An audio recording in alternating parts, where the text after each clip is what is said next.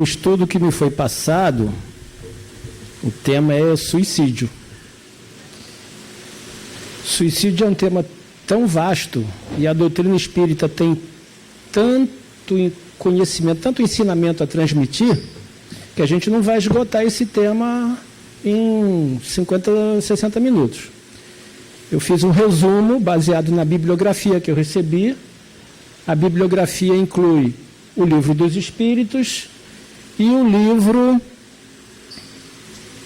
Religião dos Espíritos. Tem 2 capítulos especiais falando sobre o suicídio nesse livro. Mas o livro base que eu utilizei foi esse aqui, do Gerson Simões Monteiro, Suicídio e Suas Consequências. Começando pelo Livro dos Espíritos, a gente vê logo na contracapa que ali contém os princípios fundamentais da doutrina espírita. E um deles a gente destacou é a vida presente e a vida futura. Se a gente não tiver esperança numa vida futura, a gente vai com mais facilidade fracassar no presente.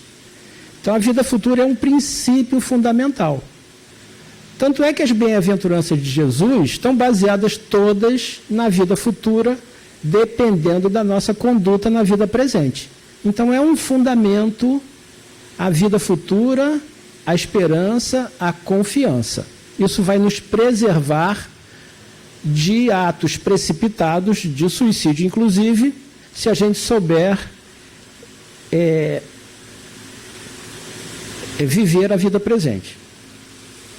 Na pergunta 880, vem uma confirmação de que o bem mais precioso da nossa vida, o primeiro direito de todos é o direito de viver. Se viver é um direito de todos, né? Contrariar esse direito, né? Tirando a vida, a gente estará infringindo a lei divina. Tanto a vida do próximo, aqui está falando da vida do próximo, né? A vida do semelhante, como também a própria vida. A gente ouve aí fora dizendo que o corpo é meu, eu faço o que eu quiser, né? Para várias finalidades. Isso no nosso ponto de vista. Mas na lei de Deus que está na nossa consciência, não é assim. Nada nos pertence na vida, sequer a nossa própria vida. A nossa vida pertence a Deus. E só Ele tem o direito de dispor desta vida, né? Nem a nossa vida, nem esse corpo que nós recebemos para a presente existência física é de direito nosso, é propriedade nossa. Então, nem podemos tirar a vida do próximo, sequer destruir esse corpo que foi nos dado como um instrumento de evolução espiritual, de progresso, porque é outro princípio da doutrina espírita, a lei do progresso. Então, isso a gente já sabe. É só para a gente reafirmar, confirmar. Então, tanto o assassinato quanto o suicídio representam transgressões à lei de Deus. E nós já sabemos disso desde Moisés, que no 5º mandamento, o que o decálogo diz? Não mateis. Moisés viveu mais ou menos entre 1250 e 1300 anos antes de Cristo. Depois veio Jesus, confirmando que não veio destruir a lei, mas cumpri-la. E 1857 anos depois, a doutrina espírita. Então, se a gente arredondar, 2000 de cristianismo mais 1300 de Moisés, dá 3300 anos que a humanidade sabe que não deve matar. E a humanidade continua matando, né? Então, é um alerta para a gente mudar roteiro, mudar conduta, mudar caminho. Nada será novidade o que vai ser apresentado aqui, mas apenas reafirmação para que a gente cada vez melhor se conscientize do que representa a vida e como devemos respeitá-la. Na pergunta 946, né, já tem um detalhamento do suicídio, que é quando o objetivo é fugir, né, ainda assim, né, ele continua sendo uma transgressão à lei. O que pensar quando a gente tem esse, entre aspas, atenuante, né? Mas a gente não pode considerar que é atenuante, pela resposta dos espíritos superiores, que dizem que as tribulações da vida são provas ou expiações. Felizes os que as suportam sem se queixar, porque serão recompensados. Questão de tribulação associada à prova e expiação, a gente precisa ter um entendimento mais preciso. Porque Jesus já vinha ensinando que no mundo nós teríamos tribulações, né? E qual é a mensagem dele? Tende bom ânimo, porque eu venci o mundo. Então, primeiro antídoto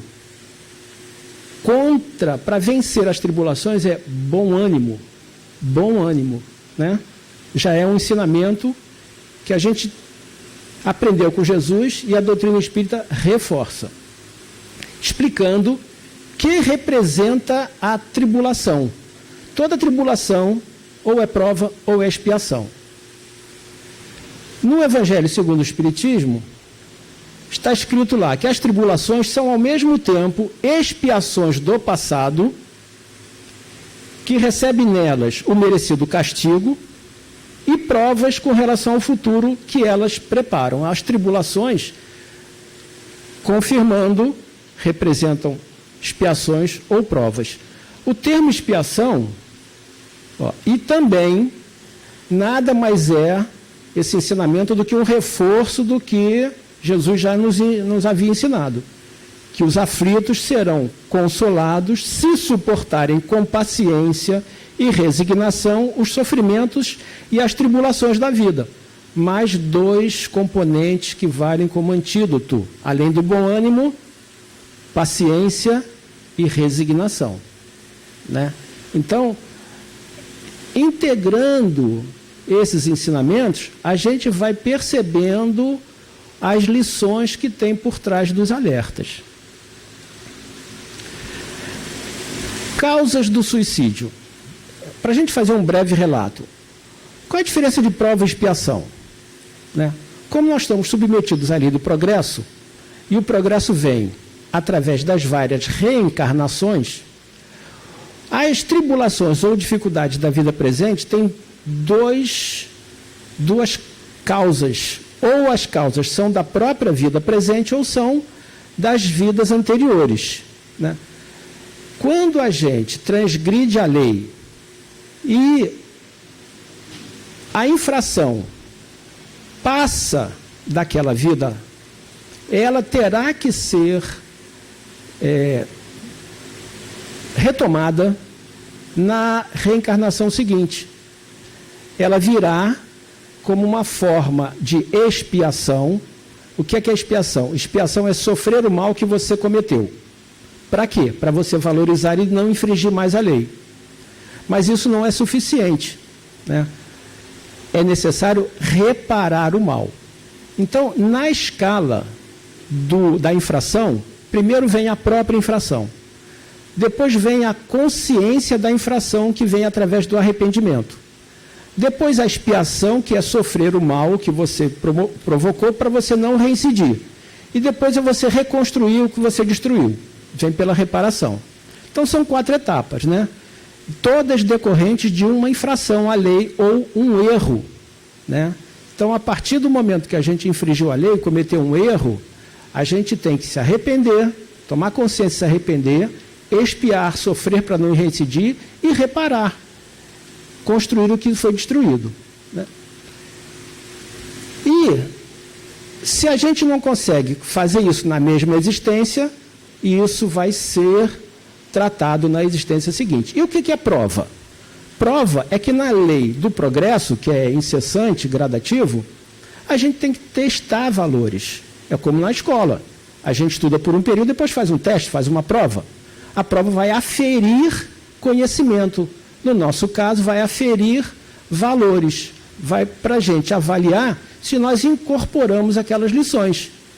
Então, a prova tem um efeito para o futuro, voltado para o futuro. E a expiação é algo voltado no passado. As causas estão no passado, dessa ou de existências anteriores.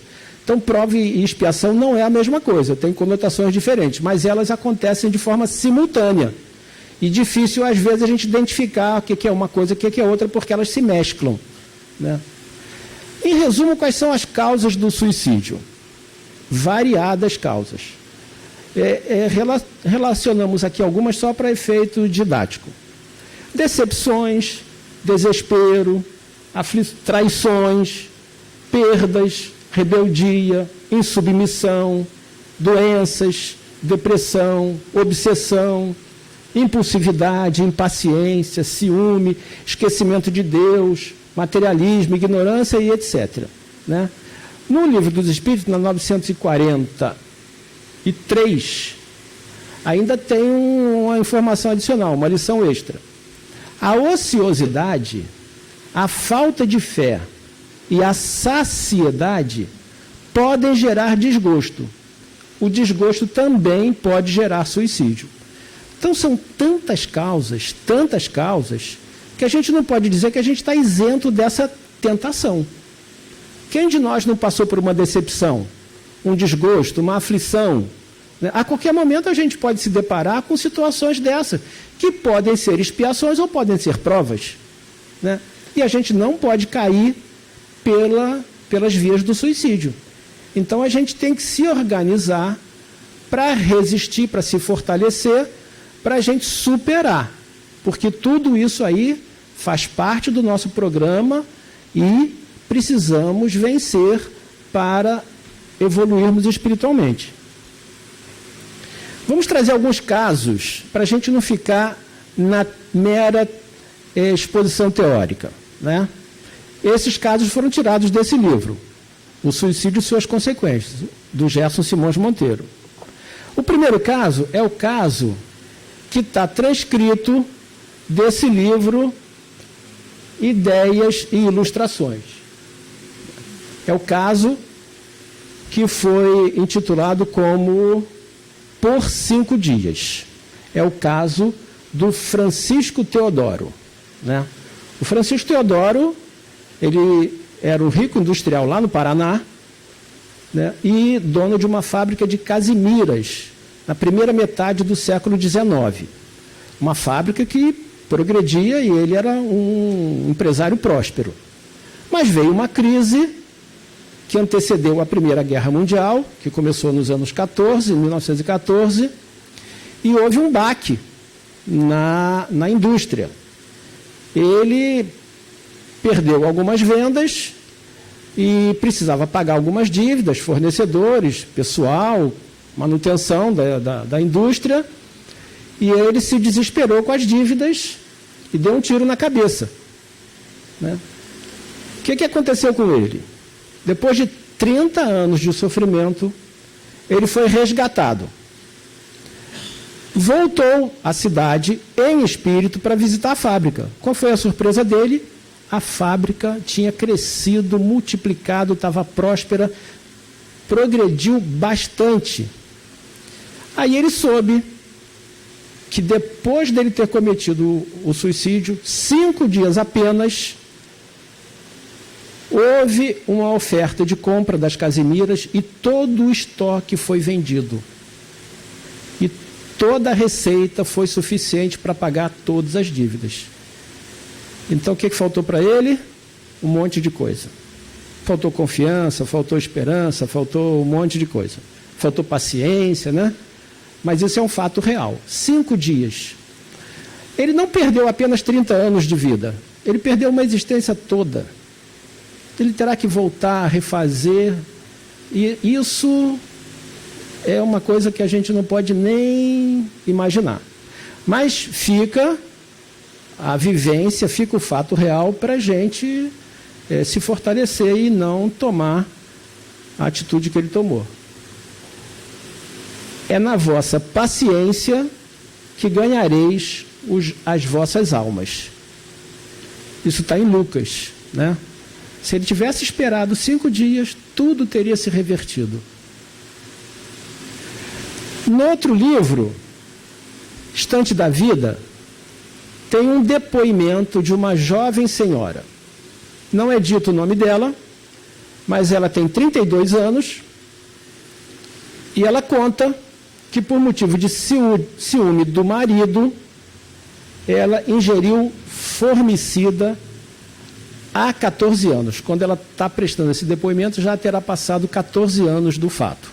Ela ingeriu formicida e se suicidou. Ela deixou o marido e um filho. Por quê?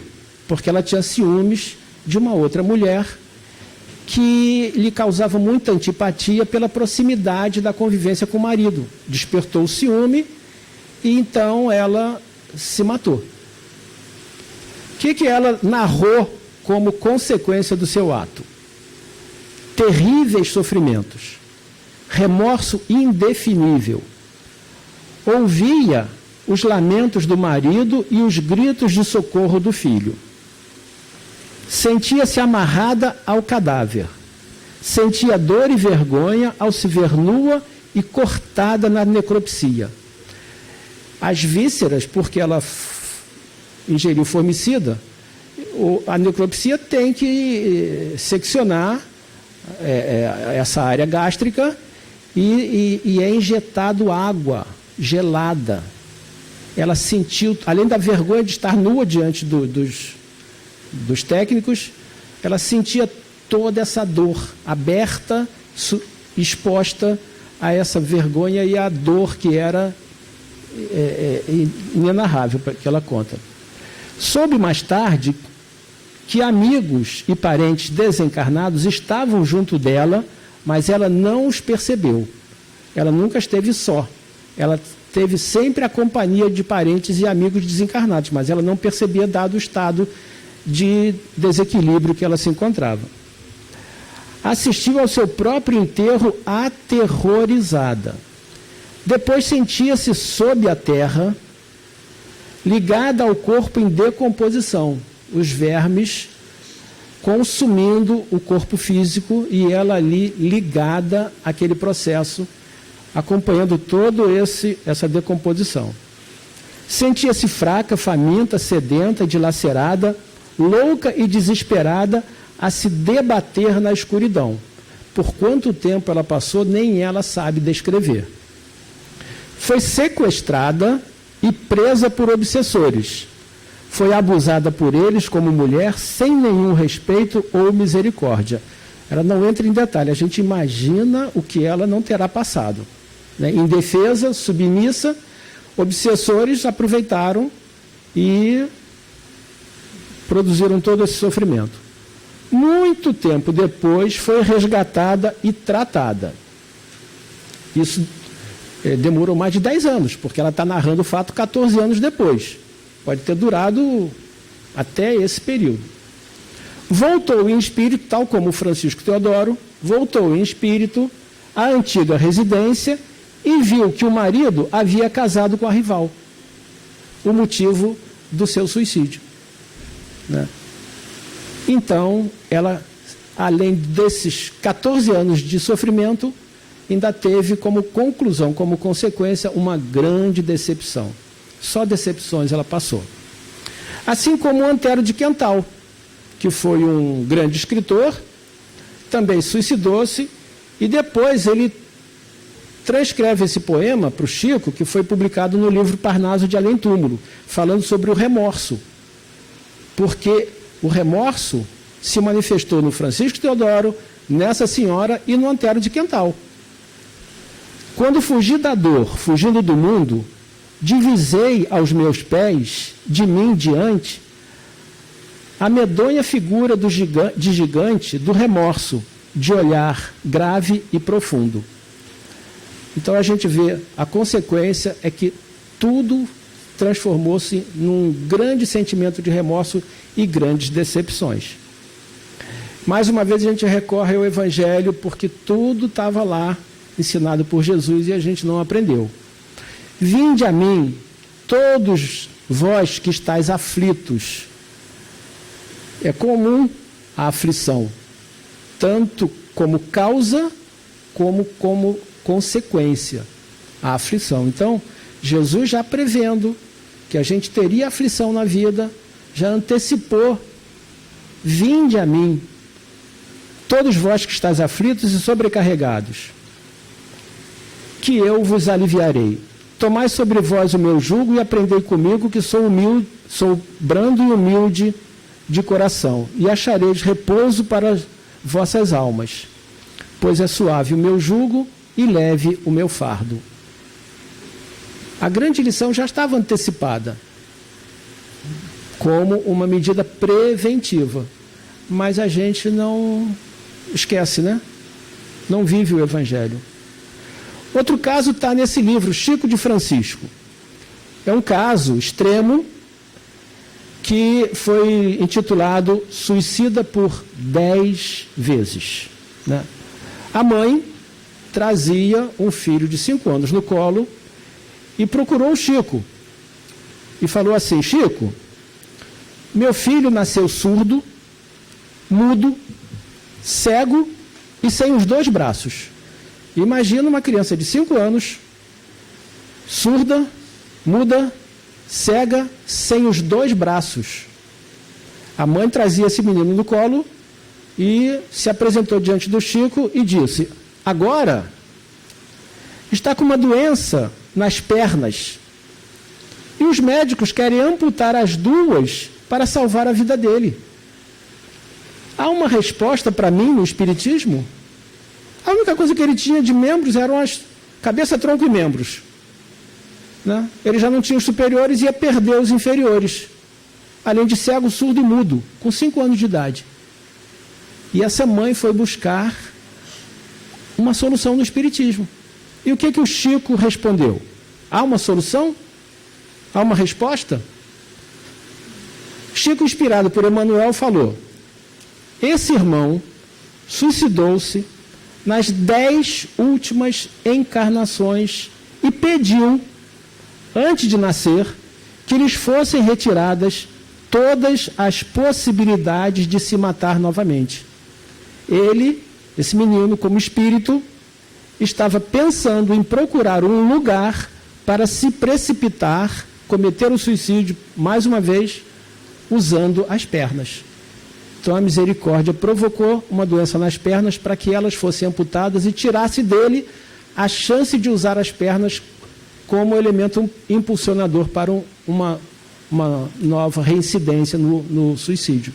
Né? Porque ele pediu, de tal maneira, ele estava viciado, porque faz parte da expiação, do resgate, passar por um teste de reincidência.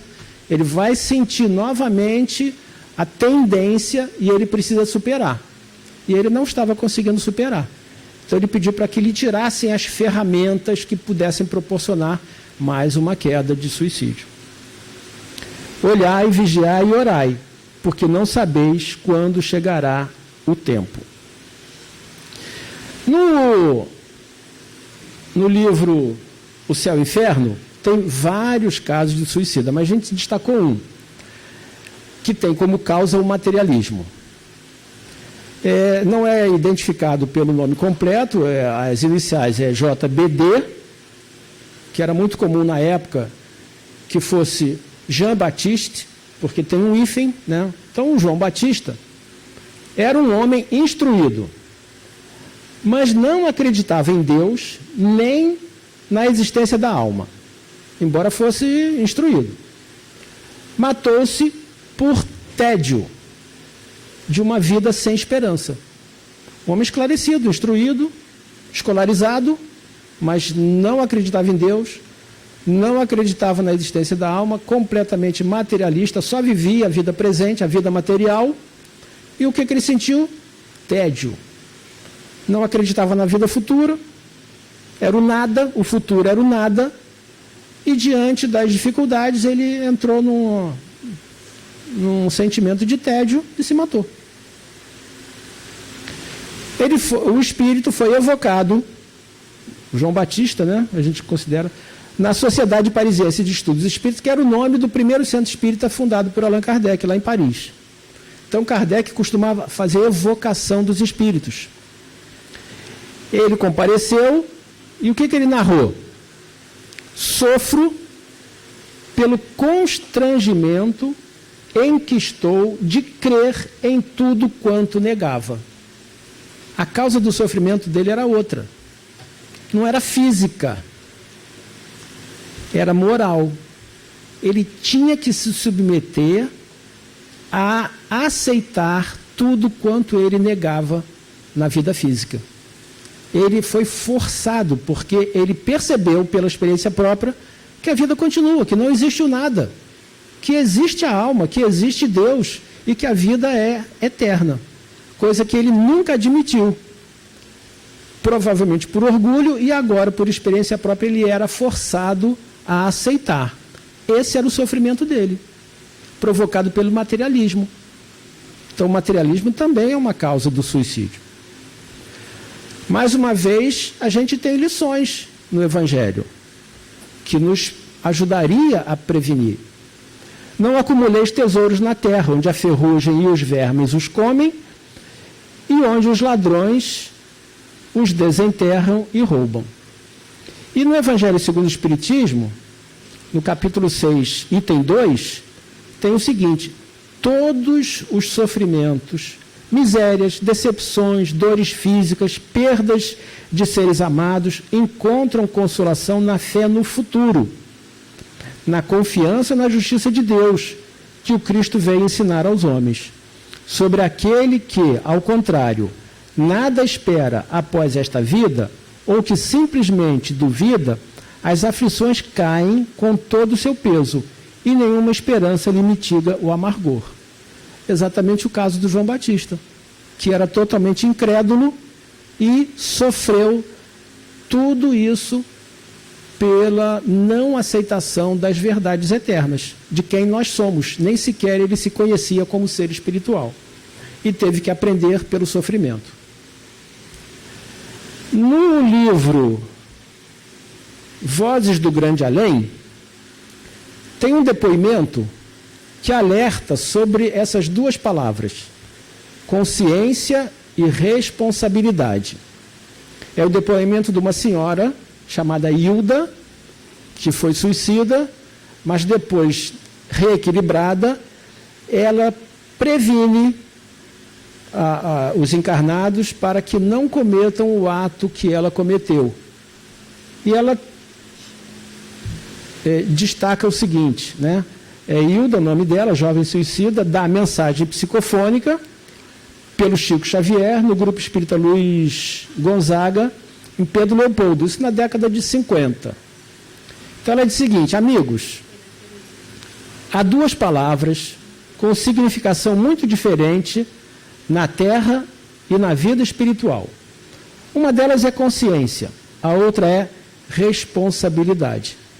Essas palavras aqui têm uma conotação, na vida espiritual tem outro significado, muito mais abrangente, muito mais importante, porque é a consciência do espírito imortal, é a responsabilidade da nossa vida espiritual, não apenas as questões meramente materiais. Então, ela alerta o seguinte: no plano físico, muitas vezes conseguimos sufocar a primeira, ou seja, inibir a consciência, porque a consciência nos dá os alertas, mas a gente como que desobedece.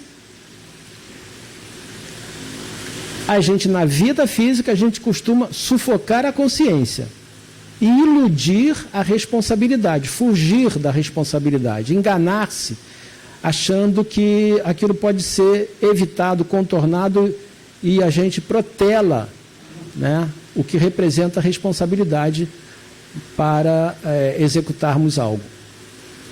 Mas, no campo das verdades eternas, para o espírito, não será possível adormecer ou enganar uma e outra. Fala-vos, humilde companheira, que ainda sofre depois de aflitiva tragédia no suicídio. Alguém que conhece de perto a responsabilidade na queda a que se arrojou infeliz. Jovem caprichosa, contrariada em meus impulsos afetivos, acariciei a ideia da fuga. A ideia do suicídio não é repentina, não. Ela vai se apresentando de maneira sutil, vai se insinuando, a gente vai acolhendo, ela vai se fortalecendo em nós e, às vezes, num momento de desequilíbrio, de desespero, a gente acaba cometendo o ato. Então, é importante que a gente evite que ela comece a se instalar quando a gente passa por situações que estão descritas naquelas causas, né? Então, é importante que a gente fique sempre alerta. A Hilda, jovem ainda, né, foi contrariada, olha o motivo, contrariada em meus impulsos afetivos. Jovem, provavelmente uma decepção amorosa, um namorado que a rejeitou, alguém que ela buscava aproximação e não foi possível, um ideal afetivo que não se realizou. O que ela fez? Buscou no suicídio a fuga, né? Não aceitou um revés da vida, que podia se configurar numa expiação ou numa prova, mas de qualquer maneira ela entrou em aflição. Obsidiada, por quê? Ela começou a acalentar a ideia da fuga pelo suicídio. E as influências espirituais que se sintonizavam com a mesma ideia que ela cultivava na mente, começaram a se aproximar e agiram como catalisador. Potencializava a ideia que ela começou a acolher. Então, vieram por afinidade de pensamento, de sentimento, aqueles que também estavam na mesma faixa vibratória que ela. E instalou-se a obsessão. Então, obsidiada fui eu, é verdade. Sofria a perseguição de adversários, mas perseguição que eu mesma sustentei com a minha desídia e ociosidade mental. Os espíritos vão nos influenciar sempre. Se nós permitirmos, eles vão persistir. Se nós evitarmos, a gente vai conseguir se isentar dessas influências. Porque não são só os espíritos inferiores que nos influenciam. Os superiores também, depende de quem a gente vai decidir acolher. O que é desídia? Indolência, ociosidade, preguiça, falta de atenção, falta de zelo, desleixo, incúria, negligência. São sentimentos que nos surpreendem momentaneamente e a gente precisa resistir. Não se deixar envolver por uma situação que pode se tornar crônica. Eventual é comum na nossa vida. A gente não pode acolher e manter esse estado de espírito. Isso a fez tombar, ceder ao impulso do suicídio. Padeci, depois do túmulo, todas as humilhações que podem rebaixar a mulher indefesa. Agora, recebi a graça de acordar nos amigos encarnados a noção de responsabilidade e consciência. Lembro aos amigos que o pensamento deplorável, inferior e infeliz, na vida íntima, é como o detrito que guardamos em nosso templo doméstico.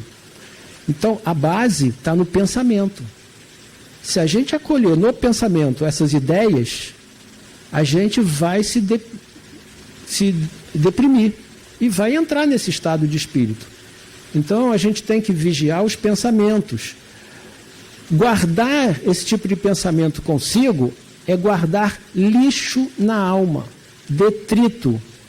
Se a gente tem tanto cuidado com a limpeza, a saúde, né, o saneamento, tem um problema aí da água, no aspecto físico, material, por que não ter esse mesmo cuidado no aspecto da vida espiritual?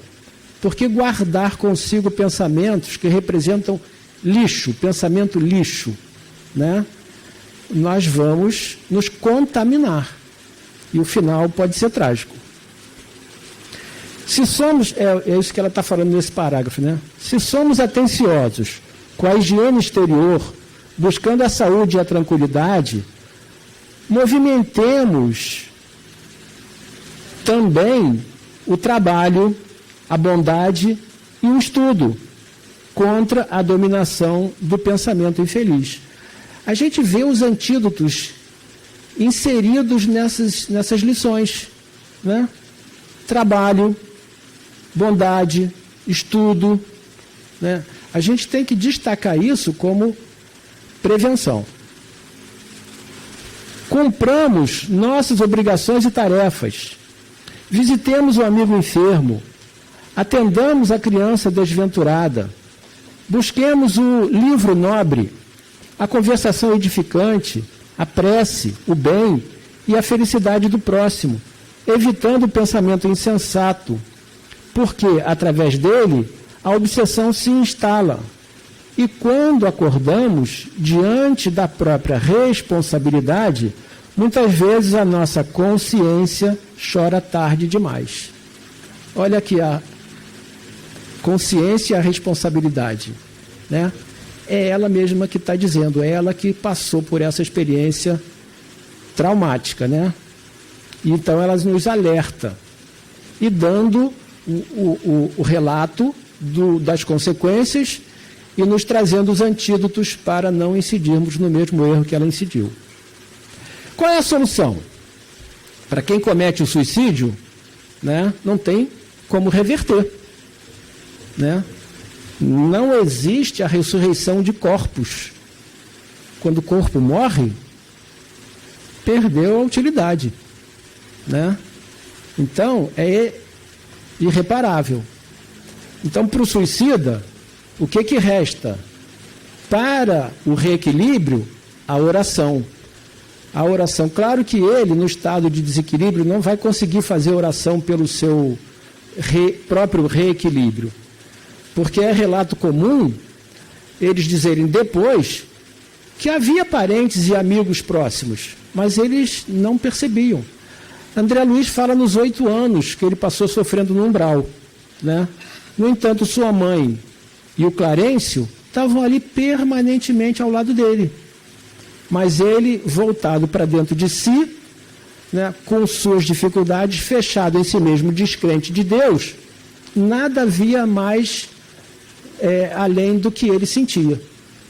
Então, e esses 8 anos, esse sofrimento de 8 anos de André Luiz no umbral, pode ser considerado um sofrimento leve, suave, ameno em relação ao sofrimento dos suicidas, né?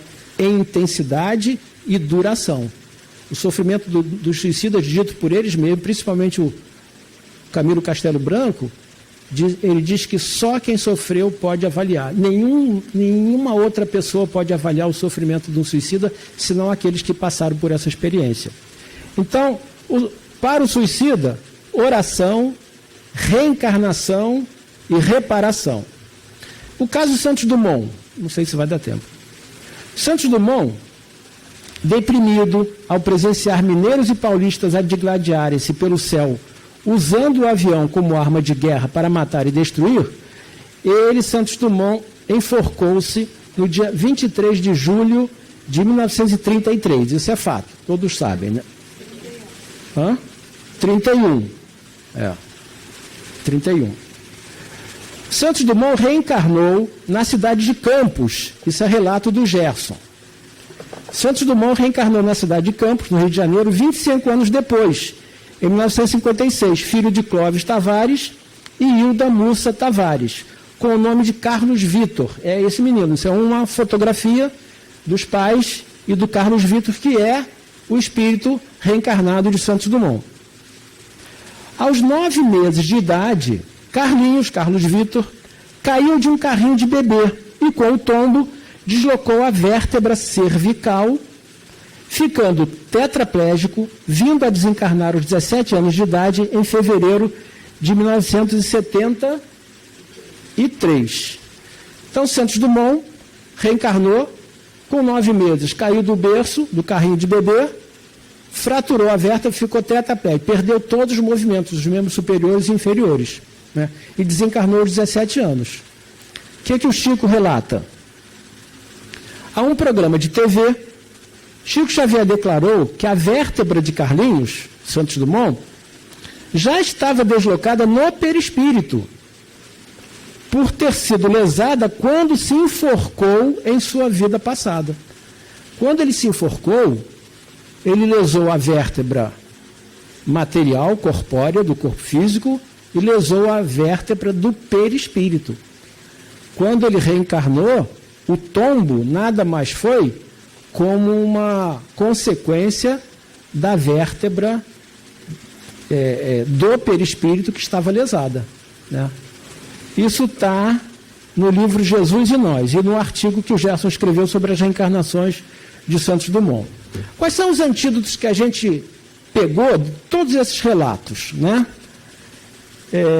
Fé, bom ânimo, trabalho, paciência, resignação, coragem, confiança, esperança, boa leitura, conversação edificante, aceitar as pessoas como elas são, evitando decepções, aceitar a vida sem restrições, evitando as fugas, cumprir os deveres, pensamento, palavras e ações do bem, ouvir a consciência, vigiar e orar, né? No livro Evangelho segundo o Espiritismo, no capítulo 28, na coletânea de preces espíritas, tem uma prece destinada aos suicidas.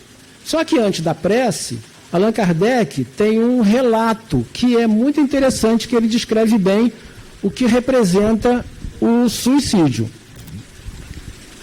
Jamais tem o homem o direito de dispor da sua vida, porquanto só a Deus cabe retirá-lo do cativeiro da terra quando o julgue oportuno. Todavia, a justiça divina pode abrandar-lhe os rigores, de acordo com as circunstâncias, reservando, porém, toda a severidade para com aquele que se quis subtrair às provas da vida. O suicida é qual prisioneiro que se evade da prisão antes de cumprir a pena. Quando preso de novo, é mais severamente tratado. O mesmo se dá com o suicida que julga escapar às misérias do presente e mergulha em desgraças maiores. Então, o ato não é uma infração porque a gente desrespeitou a lei de Deus, né? Ele deve ser evitado principalmente pelas consequências que ele traz. Aí vem a prece, né? A prece sugerida por Kardec para os suicidas. Sabemos, ó meu Deus, qual a sorte que espera os que violam a tua lei, abreviando voluntariamente seus dias. Mas também sabemos que infinita é a tua misericórdia, digna, pois, de estendê-la sobre a alma de N. Aí a gente diz o nome do suicida, da pessoa. Possam a tua comiseração e a tua misericórdia abrandar os seus sofrimentos, por não haver tido a coragem de aguardar o fim de suas provas. Que a vossa assistência lhe dê forças para suportar com mais resignação as novas provas por que haja de passar, a fim de repará-la. É um modelo de prece que a gente pode fazer, mas também a gente pode usar nossas próprias palavras, porque o que vale na prece é o sentimento. E a oração que Jesus nos ensinou, que nos preserva do suicídio de muitas outras situações aflitivas. A gente não precisa ler. O tema, ele é muito amplo, né? Ele se desdobra em muito mais aspectos, mas se a gente estudar, se a gente se dedicar à vida espiritual, ao autoconhecimento, né? buscar fazer o bem, buscar a aproximação com Deus através da oração, da boa conduta, buscando sempre a vivência no bem, a gente vai se fortalecer e evitar a fuga. E aqueles que não conseguiram, a gente pode orar.